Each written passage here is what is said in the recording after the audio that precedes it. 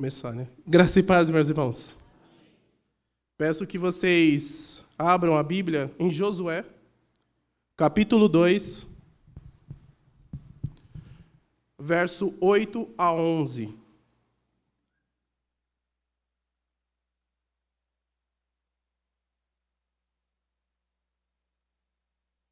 Josué, capítulo 2, verso 8 a 11. Já vi que os irmãos encontraram, né?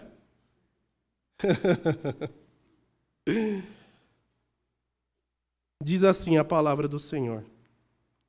Antes que os espias se deitassem, foi ela ter com eles ao eirado, e lhes disse: Bem sei que o Senhor vos deu esta terra, e que o pavor que infundes caiu sobre nós, e que todos os moradores da terra estão desmaiados.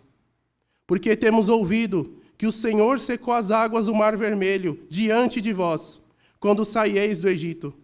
E também o que fizestes aos dois reis dos amorreus, Sehon e Og, que estavam além do Jordão, os quais destruístes.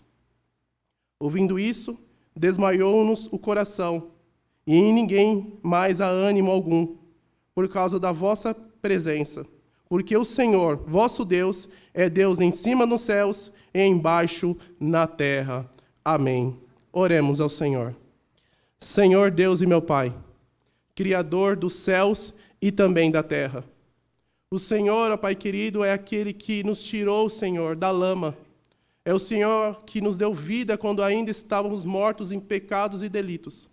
E hoje, Pai querido, como novas criaturas, estamos reunidos como igreja para ouvir a Tua palavra. A minha oração, Pai querido, neste momento, é para que o Senhor venha nos dar entendimento por meio do Teu Espírito Santo, e que tudo aquilo que for dito, venha o Espírito do Senhor aplicar em nossos corações, para que saiamos daqui, Senhor, transformados pela Tua palavra.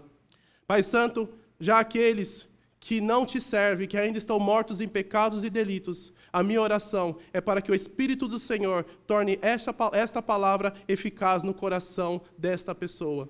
E que o Senhor, Pai querido, venha não só transformar pessoas nesta noite, mas também regenerar pelo poder da Tua santa palavra. Pai querido, que o Senhor esteja conosco neste momento, no poder do Teu Espírito Santo. Amém. Irmãos, muitas pessoas dizem a famosa frase, né, que pau que nasce torto, né, não se endireita. Ou seja, uma pessoa quando nasce má, ela vai ser má para o resto da sua vida. Vocês já ouviram isso? Muitas pessoas, por exemplo, onde eu trabalho, uma moça sempre diz o seguinte: aquele ali não tem jeito. Quando é assim, vai ser assim para o resto da vida. Outra coisa também que é muito falada em nosso meio, que há aqueles que dizem que têm fé em Deus. Porém, a sua forma de vida não condiz com essa afirmação. Por que isso acontece? Porque, para muitas pessoas, a fé é algo só subjetivo. Só fica só como crença pessoal. Eu tenho fé em Deus. Mas as práticas, elas não condizem com aquilo que ela fala. Entretanto, irmãos, o texto que nós vamos expor hoje narrará a história de uma mulher que nasceu torta, mas não permaneceu torta. Mas, pela graça do Senhor, ela foi transformada. E a sua transformação foi evidenciada em práticas concretas. Porque onde o homem fala que não tem jeito, Deus diz que tem jeito. Dito isso, antes de nós expormos o nosso texto, vamos entender o contexto, né, em que nós estamos. Em primeiro lugar, vocês sabem que Deus levantou e chamou um homem para poder fazer um povo, iniciar um povo. Esse homem é Abraão. Deus chama Abraão da Mesopotâmia, a família dele era idólatra, mas Deus o tira e se revela a Abraão. A partir deste momento, Abraão não serve mais a deuses, mas ao único Deus verdadeiro. E a partir daí ele faz promessas a Abraão, e uma delas é a terra de Canaã. Como os irmãos bem sabem, o Abraão morreu, mas não viveu na terra, né? O próprio Hebreus diz que ele estava esperando algo melhor, né? E nós sabemos que ele se trata do novos céus e nova terra. Porém, esse povo, ele cresceu. A família de Abraão cresceu. E vocês sabem que depois veio Isaac e Jacó. E a família de Isaac, 70 pessoas foram para o Egito. Vocês conhecem a história de José. Então, não vou fazer uma introdução tão grande assim. Então, eles ficam no Egito. Eles ficam lá por 400 anos, 430 anos, sendo escravos de Faraó. Os motivos, vocês sabem que o Faraó se esqueceu de todos os benefícios que José levou para aquela nação. Além disso, o que Deus faz? Deus levanta um homem chamado Moisés para libertar aquele povo, o povo do Senhor. Porque o Senhor diz o seguinte, disse para Abraão, o meu povo, ele vai padecer e ele vai ficar lá mais ou menos por 400 anos. E depois, quando a minha taça, em relação aos amorreus, heteus, heveus, elas chegarem ao limite, eu vou tirar o meu povo de lá. Dito e feito. O Deus que fala é o Deus que cumpre. Deus levanta Moisés. Moisés, como vocês sabem, ele liberta o povo do Egito. Mas Moisés não entra na terra de Canaã. Porque Moisés, ele se irou em um momento que o povo estava pedindo água, Aquele povo provavelmente é uma bênção, Aquele povo não murmurava nunca. E isso fez com que Moisés se irou e feriu a rocha quando ele não deveria ferir. Ele deveria apenas falar. E por ele não ter falado, apenas feriu a rocha, e isso fez com que ele não entrasse na terra prometida. Entretanto, Deus, que é aquele que cumpre toda a palavra dele, ele levanta outro homem para substituir Moisés. E esse homem é Josué. Deus deixa Moisés lá, mas a palavra dele ela não cai, ela permanece. Então ele levanta Josué para poder levar o povo para a terra prometida. E como vocês sabem, o livro de Josué é dividido em 3 partes. Do capítulo 1 ao 11, Israel conquista a terra prometida. Do capítulo 13 ao 21, Israel divide a terra prometida e, por fim, Israel começa a se assentar na terra prometida. Ou seja, o texto que nós lemos está na primeira parte de Josué. Dito isso, peço que os irmãos deixem a Bíblia aberta, ou não sei se vocês vão deixar essa Bíblia aqui aberta, mas eu peço que vocês me acompanhem, porque como é uma narrativa, não tem pontos, tá? São momentos. Então, o primeiro momento é uma fé manifestada em coragem. Peço que os irmãos abrem Josué, capítulo 2, verso 1 ao 7. Diz assim a palavra do Senhor. De Setim enviou Josué, filho de Nun, 2 homens, secretamente, como espias, dizendo: andai e observai a terra e Jericó. Foram, pois, entraram na casa de uma mulher prostituta, cujo nome era Raabe, e pousaram ali. Então se deu notícia ao rei de Jericó, dizendo: eis que, esta noite, vieram aqui uns homens dos filhos de Israel para espiar a terra.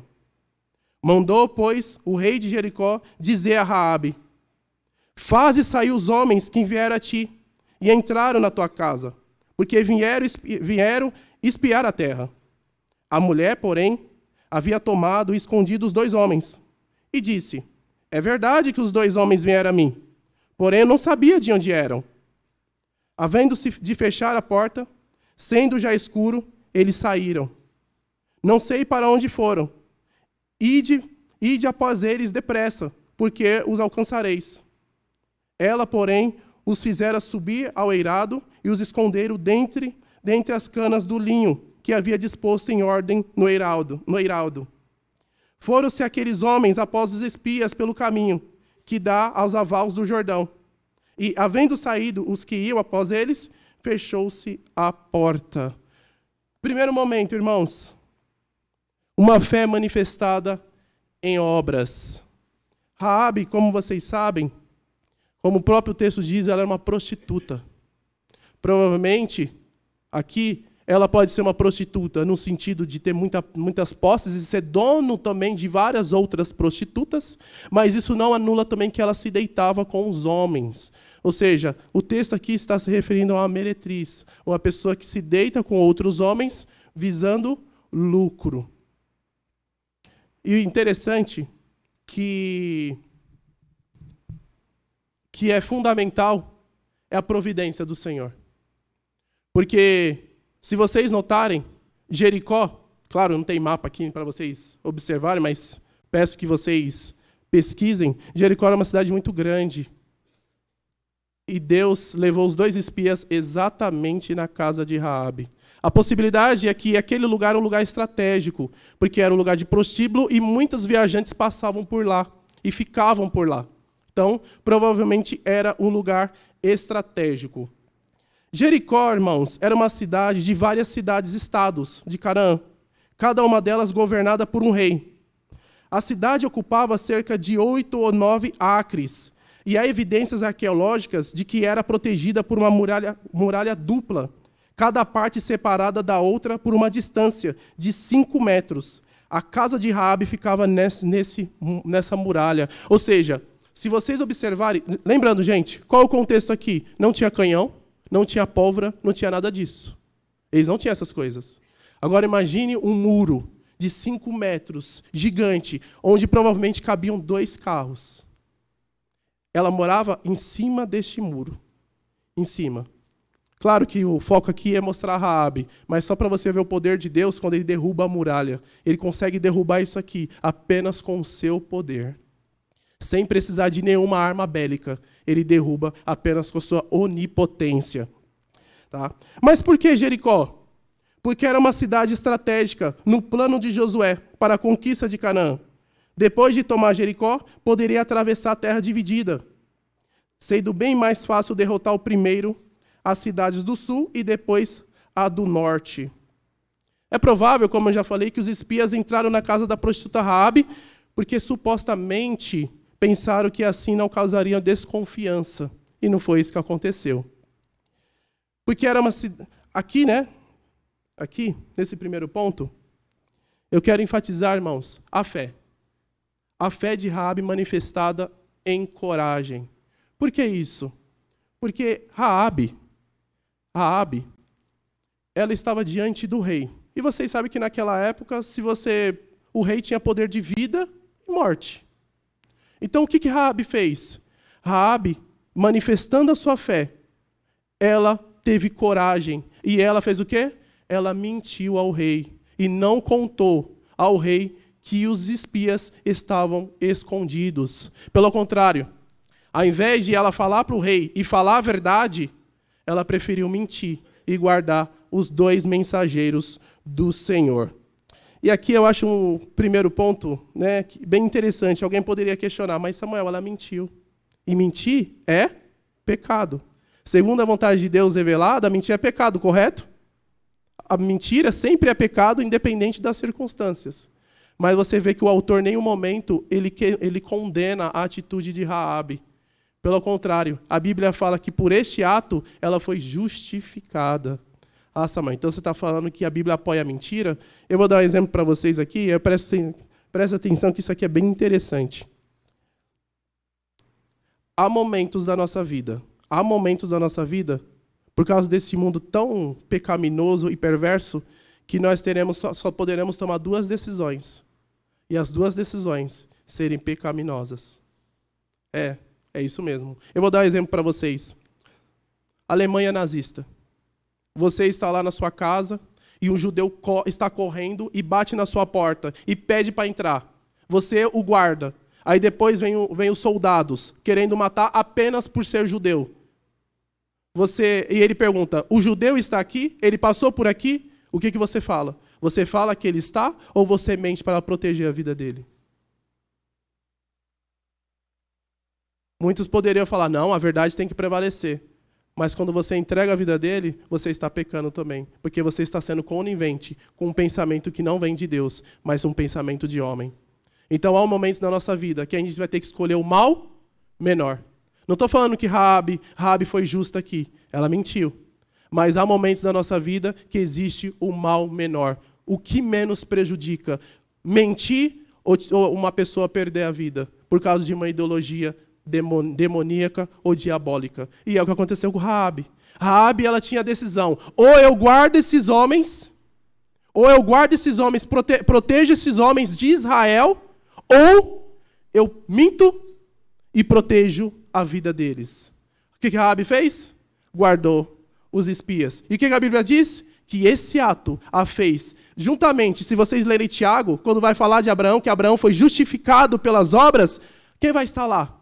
A prostituta Raabe, que vai dizer o seguinte: por ter guardado os mensageiros, ela também foi justificada pelas obras. Tá? Lembrando que quando fala ser justificado pelas obras, ninguém biblicamente é justificado pelas obras. É justificado pela fé. Mas a fé da Bíblia não é aquela fé morta, é uma fé ativa, uma fé vibrante, uma fé que atua, uma fé praticante. Tá? Não é igual aquela pessoa, eu acredito em Deus e vive como se ele não existisse. Não, a fé na Bíblia é uma fé que corresponde à vontade de Deus revelada. Então, o primeiro ato aqui de Raabe, a fé dela é manifestada em coragem. Aquela mulher, diante de todo o cenário, ela teve coragem para mentir diante de um rei que poderia ter matado, mas ela preferiu guardar aqueles espias, sabendo que aqueles espias são espias de Israel. No segundo momento, irmãos, do capítulo, verso 8 a 11, diz o seguinte: Josué, capítulo 2, verso 8 a 11, diz assim: antes que os espias se deitassem, foi ela ter com eles ao eirado.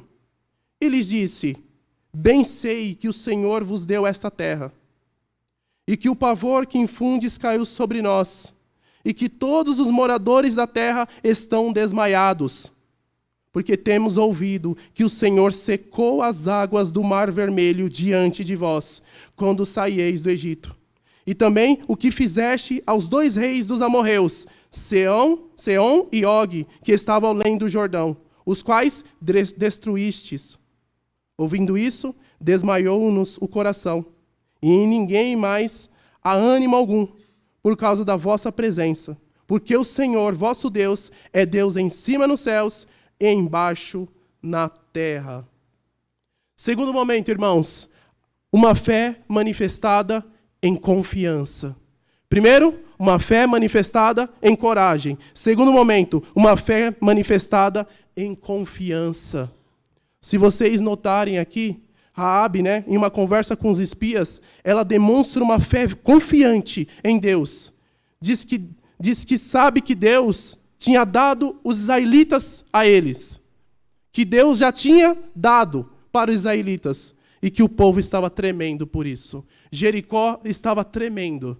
E ela explica que estava tremendo porque ela sabia que o Deus que estava avançando é o Deus que destruiu o Egito. É o Deus que invadiu reis. É Deus que está fazendo, como diz o sacerdote em Atos, é o Deus que está invadindo e bagunçando o mundo. Ou seja, é o povo do Senhor que está triunfante. Então aquilo fez com que aquele povo que estava cercado ficasse temendo e tremendo. Essa fala de Raabe, irmãos, é uma explicação da atitude que ela tomou quando protegeu os espias. Esse é o ponto mais alto da narrativa, pois mostra que uma prostituta pagã, longe do povo de Deus, demonstra confiança no único e verdadeiro Deus, reconhecendo o seu poder e soberania. Vocês lembram que Moisés enviou 12 espias? Ele enviou 12 espias à terra de Canaã. 10 deles não creram na palavra do Senhor. 2 sim, Josué e Calebe. Dos 10, esses 10 conseguiram influenciar 2 milhões de pessoas. De tal forma que essas 2 milhões de pessoas morreram no Egito.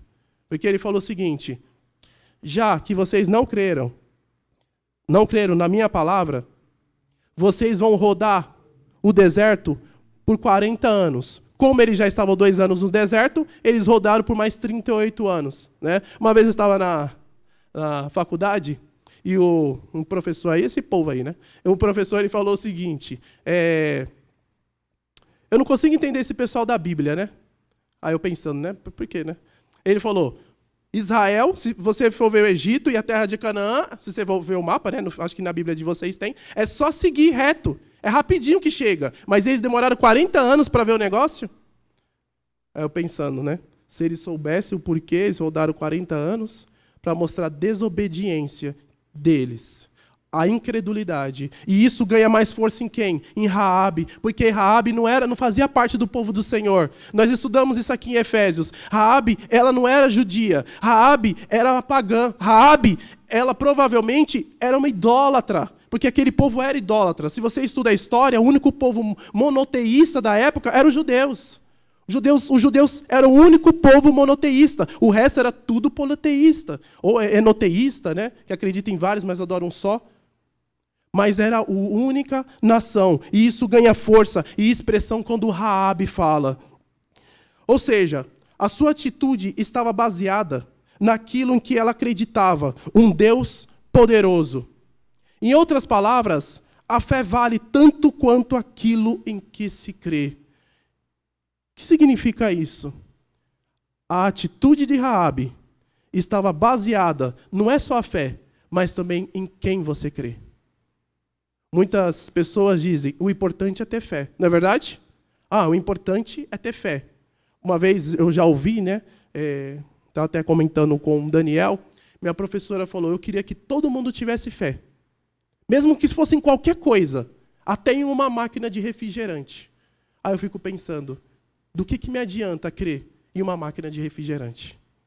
Do que me adianta crer em uma fé completamente subjetiva? Mas quando nós pegamos o conteúdo da fé, que é o nosso Deus excelente, todo-poderoso, aquilo faz com que nós que nós vivamos de uma forma igualmente, não totalmente, porque nossa fé não é perfeita, mas nós começamos a andar em conformidade a esse poder de Deus.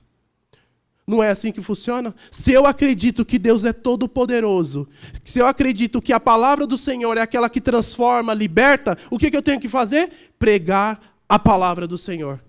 Se eu acredito que Deus é aquele que cura, eu oro para que Ele cure.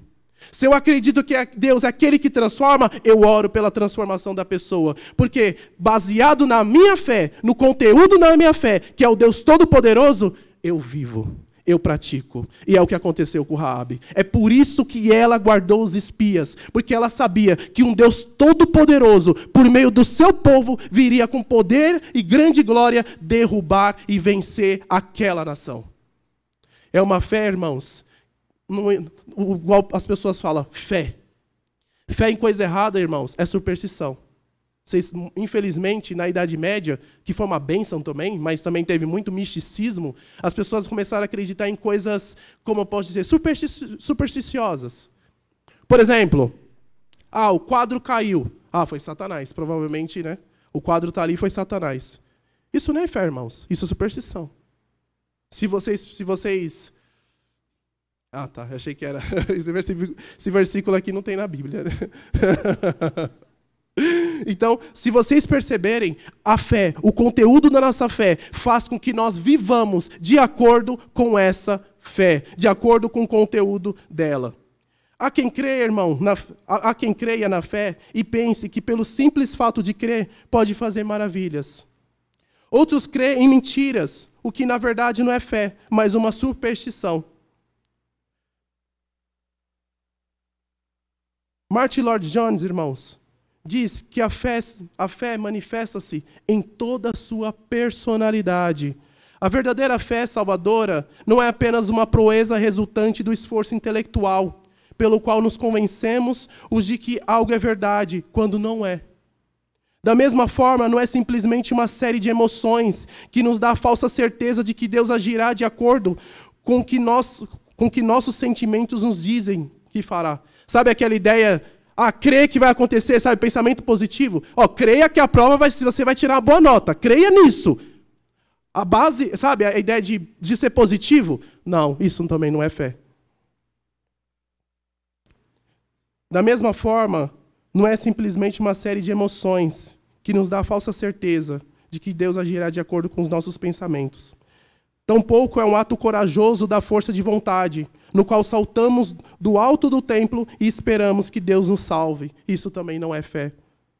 A fé verdadeira, a fé salvadora, envolve a personalidade toda, A mente é instruída, as emoções são estimuladas e a vontade age em obediência ao nosso Senhor. Foi isso que aconteceu com Raabe. A mente dela foi instruída, ou seja, ela viu que os deuses a quem ela servia não são deuses verdadeiros, mas existe somente um único Deus. Ou seja, o pensamento agora é correto. Mas não é só o pensamento, as emoções são estimuladas e a vontade age em obediência a Deus.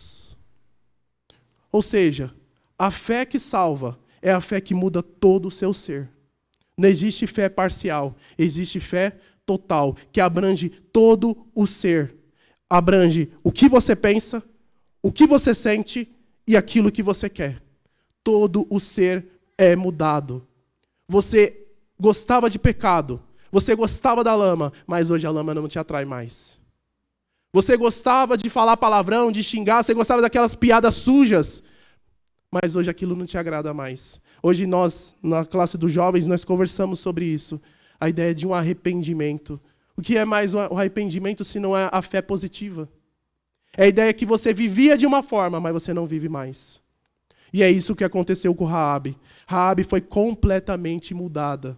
A mente dela foi instruída, as emoções foram estimuladas e a vontade de agir em obediência à vontade de Deus. Ou seja, antigamente, como nós lemos no texto de Efésios, aqui durante a liturgia, nós andávamos segundo o mundo, segundo a nossa corrupção, segundo os nossos desejos.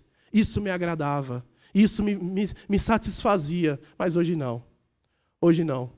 Hoje, quando Deus trabalha em uma pessoa, a graça, irmãos, preste atenção aqui, a graça que salva é a mesma graça que transforma, e ela transforma de verdade. Infelizmente, a graça para alguns é aquela que só salva, né? Ah, vem aqui para a minha igreja, Jesus Cristo salva. Sim, correto, mas ele transforma.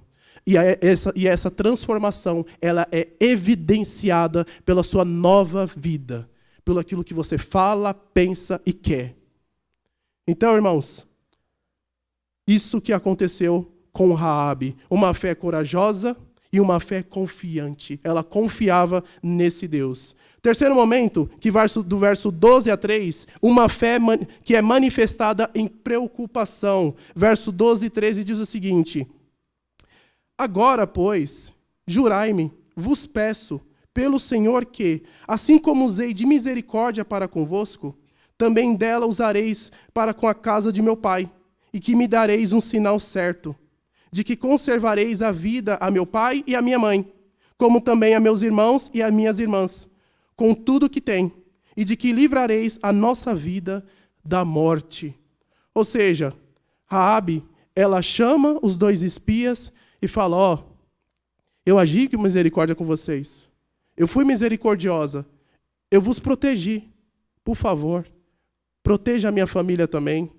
Eu sei que vocês vão vir com poder, com Deus Todo-Poderoso, e eu sei que vocês vão vencer. Eu tenho certeza disso.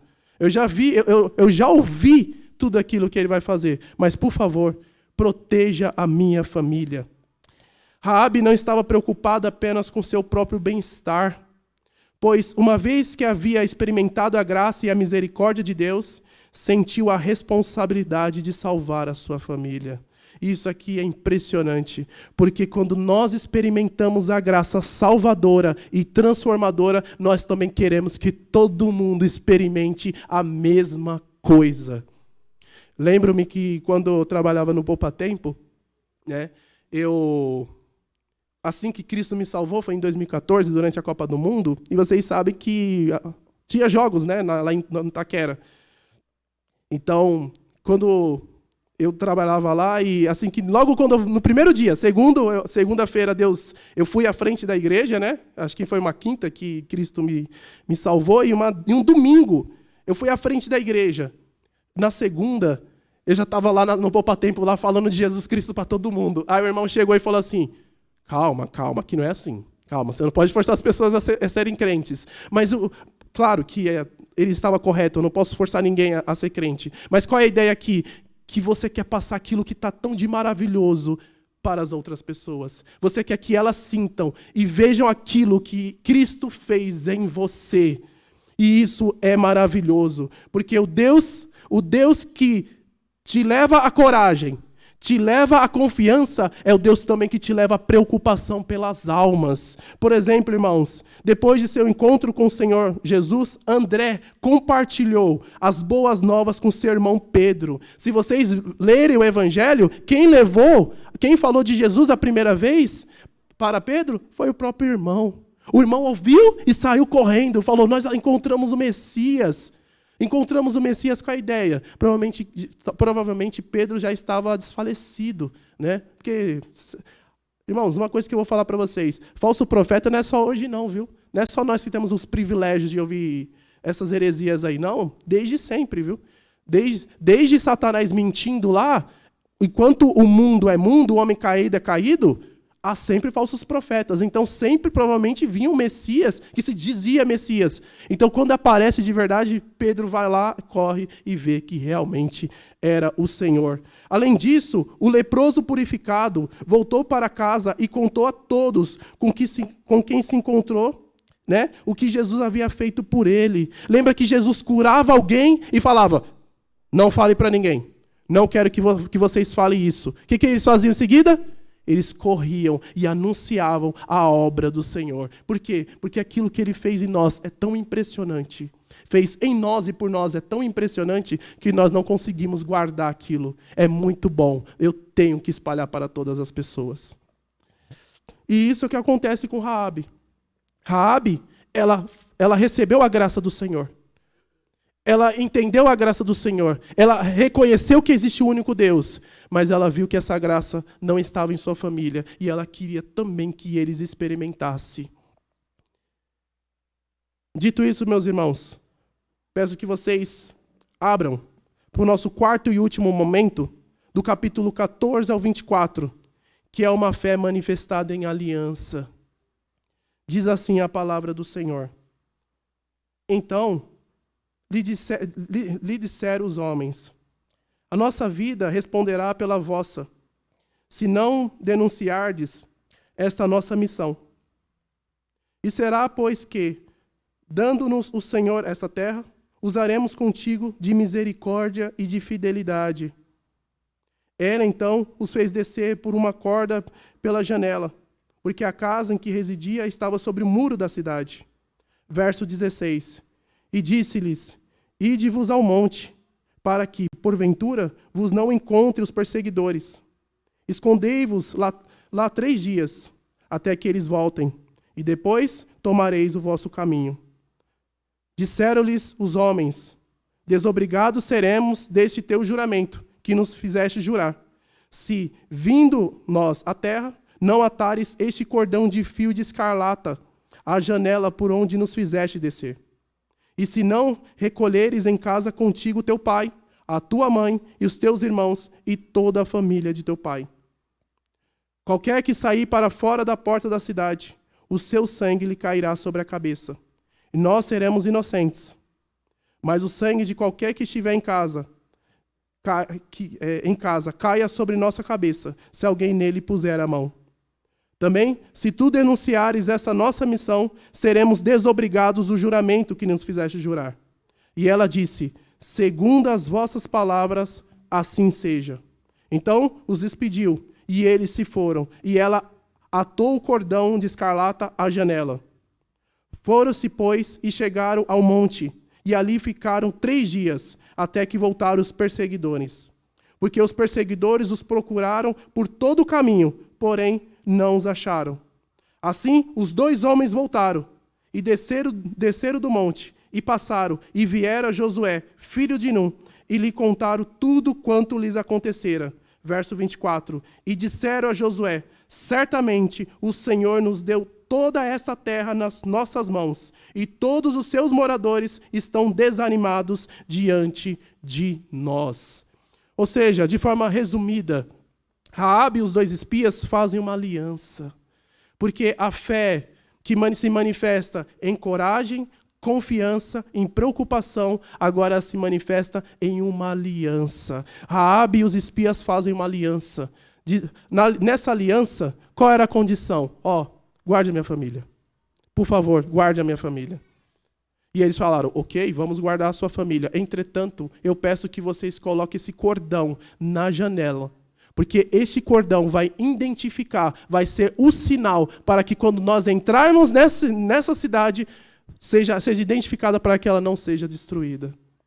Se vocês observarem, né, que é muito interessante, esse cordão vermelho aqui eu poderia muito bem aplicar ao vermelho, né, ao sangue do nosso Senhor Jesus Cristo, que nos purifica de todo pecado. Mas se vocês perceberem, o contexto aqui é muito parecido com a Páscoa. Lembra-se de Gênesis, na 10ª praga? Que eles tinham que passar o sangue nos umbrais para que o espírito da morte não passasse e não levasse os primogênitos dos judeus? Ali foi feita uma aliança. Judeus, os seus filhos não vão morrer, mas eu peço uma coisa, como sinal, eu peço que vocês passem o sangue ali. E do mesmo jeito, provavelmente os espias, né, devem ter pensado isso, provavelmente, né, o texto não diz, mas para poder identificar. Raabe, se você fizer isso e alguém da sua família morrer, nós somos culpados. Mas se você não fizer isso e alguém da sua família morrer, você é culpada por toda a morte da sua família. O interessante, irmãos, que há várias alianças na Bíblia. A Igreja Presbiteriana do Brasil ela é aliancista, ou seja, ela entende que a estrutura toda da Bíblia é feita por alianças. São alianças que são progressivamente feitas com o povo de Deus. Tá? Cumprida hoje na nova aliança. Né? Quando você toma a Santa Ceia, né? Acho que os catecúmenos, né, vão aprender a nova aliança, né, com o nosso irmão Daniel. Se vocês perceberem, a Santa Ceia, o pão e o vinho, é o contexto de uma nova aliança, né, que nós temos com o nosso Senhor. Se vocês perceberem, irmãos, Deus determinou um símbolo físico ou material para lembrar o povo daquilo que havia sido prometido. Sua aliança com Abraão foi selada pelo ritual da circuncisão. Quando Deus estabeleceu sua aliança com Israel no Sinai, tanto no livro da lei quanto o povo da aliança foram aspergidos com sangue. Deus deu o arco-íris como sinal da aliança com Noé. Ou seja, quando você vê o arco-íris, lembre-se que quando você vê aquela coisa maravilhosa e linda, é porque Deus prometeu que não vai destruir a terra mais com água. Ele não vai destruir mais, porque Ele sabe que o homem é mau desde criança. Então o que ele faz? Como um sinal da minha aliança, eu vou levantar toda vez um arco colorido. É o arco-íris. O arco-íris é um sinal visível da aliança de Deus com toda a humanidade, dizendo, eu não vou destruir mais a terra toda com água. Além disso, irmãos, como acabei de falar, o Senhor Jesus Cristo usou o pão partido e o cálice de vinho para simbolizar a nova aliança. E agora aqui uma observação. É importante observar que Raabe e sua família foram salvas por sua fé no Deus de Israel, e não por terem fé no cordão pendurado no lado de fora da janela. Ou seja, não era por causa do cordão. Lembra que eu acabei de falar do misticismo? Quando você não crê em Deus, mas você crê nos objetos, isso é misticismo. Você achando que está comendo o pão e tomando o vinho, né? No caso o suco, você acha que isso é um fim em si mesmo e por isso você está salvo? Não é fé nos elementos que te fazem um crente verdadeiro, mas é fé no Senhor que instituiu os elementos. Aquilo, irmãos, não é um fim em si mesmo. Aquilo ali é apenas um símbolo, um sinal que Deus tem uma aliança conosco. Quando você está tomando a ceia do Senhor, é como se você estivesse dizendo, eu sei que eu merecia aquela cruz, mas Ele morreu por mim, Ele entregou seu corpo por mim e também derramou seu sangue para perdoar e me redimir de todos os pecados. Isso é a ceia do Senhor. Não é um fim em si mesmo. E aqui, Raabe e sua família não foi salvo por causa daquele símbolo, né? Se você for... Espero que não, tá, irmãos? Se vocês forem essas igrejas neopentecostais aí, espero que não. Normalmente, quando eles vão pregar, eles usam aquilo e aplicam como realmente acontece. Por exemplo, claro que eles vão vender isso, né? É óbvio. Eles provavelmente vão vender na porta, né? Um cordão escarlata, pendura na sua porta, porque as coisas ruins não vão acontecer com você. Isso não é fé, isso é superstição. Tá?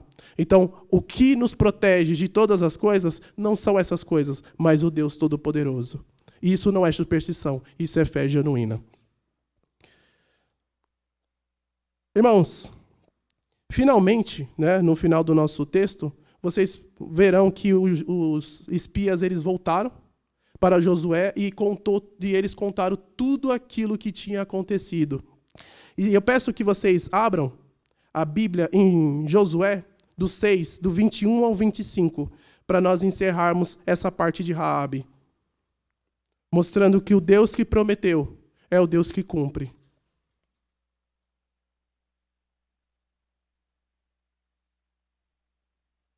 Diz assim a palavra do 21 ao 25. Perdão, do 22, tá? 22 ao 25. Diz assim a palavra do Senhor. Então disse Josué aos 2 homens que espiaram a terra: entrai na casa da mulher prostituta e tirai-a de lá, com tudo quanto tiver, como lhe jurastes. Então entraram os jovens e os espias, e tiraram Raabe e seu pai e sua mãe, e os seus irmãos, e tudo quanto tinha. Tiraram também a sua parentela, e os acompanharam fora do arraial de Israel. Porém a cidade e tudo quanto havia nela, queimaram-no. Tão somente a prata, o ouro e os utensílios de bronze e de ferro deram para o tesouro da casa do Senhor.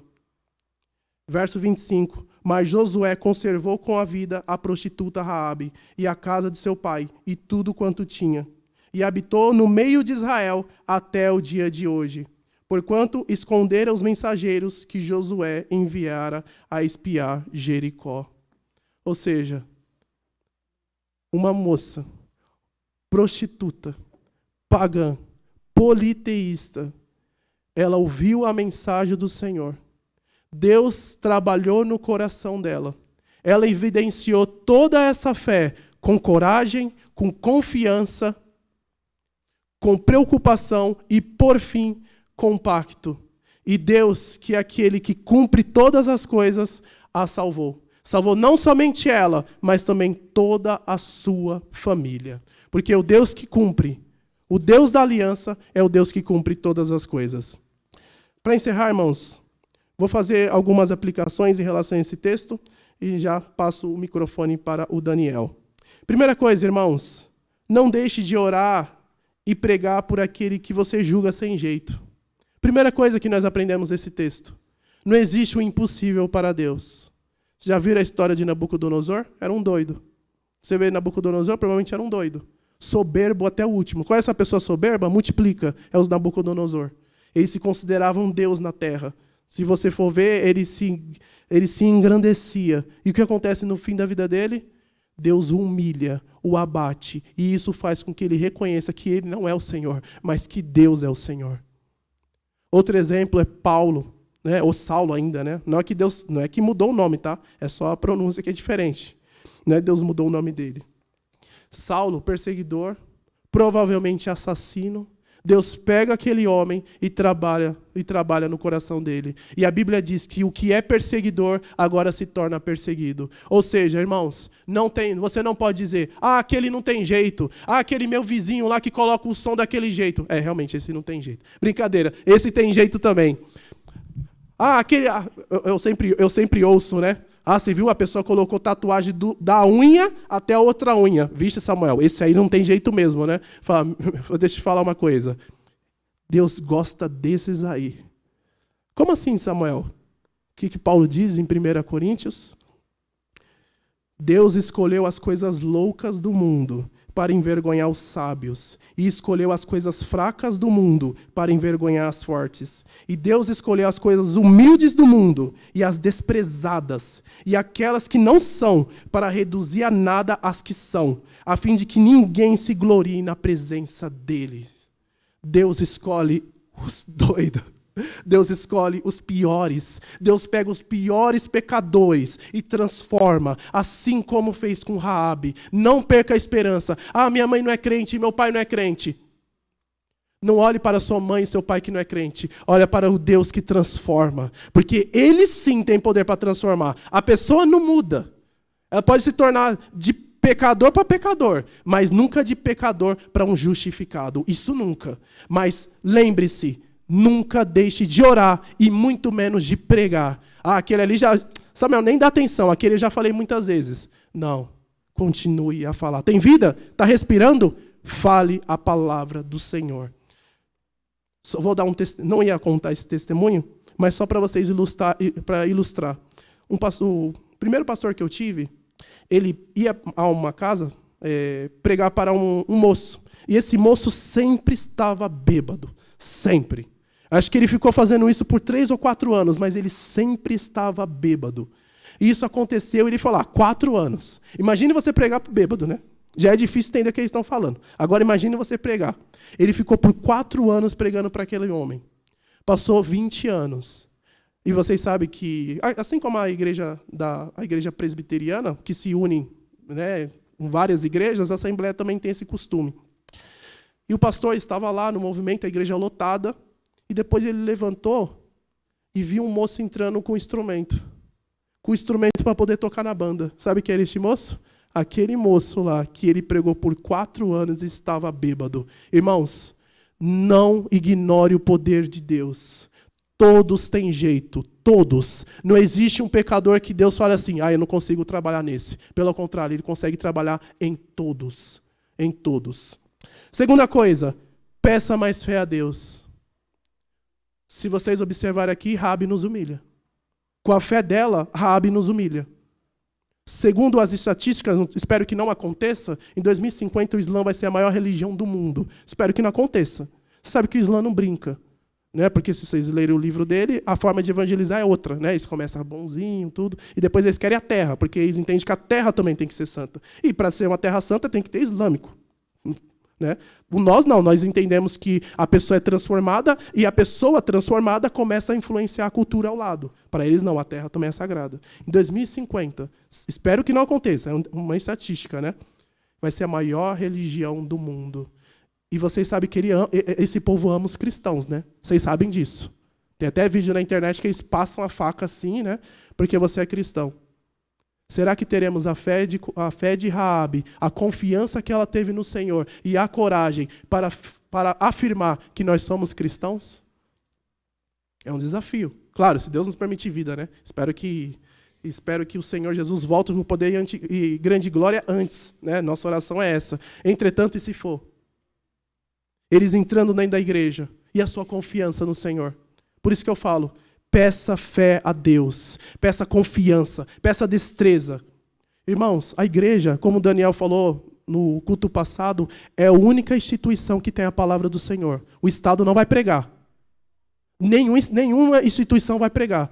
Nós temos a palavra de salvação. Como Pedro falou, Senhor, só Tu tens a palavra de vida eterna. Irmãos, proclamemos a palavra do Senhor com ousadia, porque nós devemos fazer isso, pedir fé ao Senhor, pedir fé. Infelizmente, para mim, eu vejo, né, muitos que se dizem cristãos, o que muitas vezes fazem com que eles não vivam de acordo com essa luz é porque eles não têm fé. Eles realmente não acreditam no Deus que dizem que acreditar.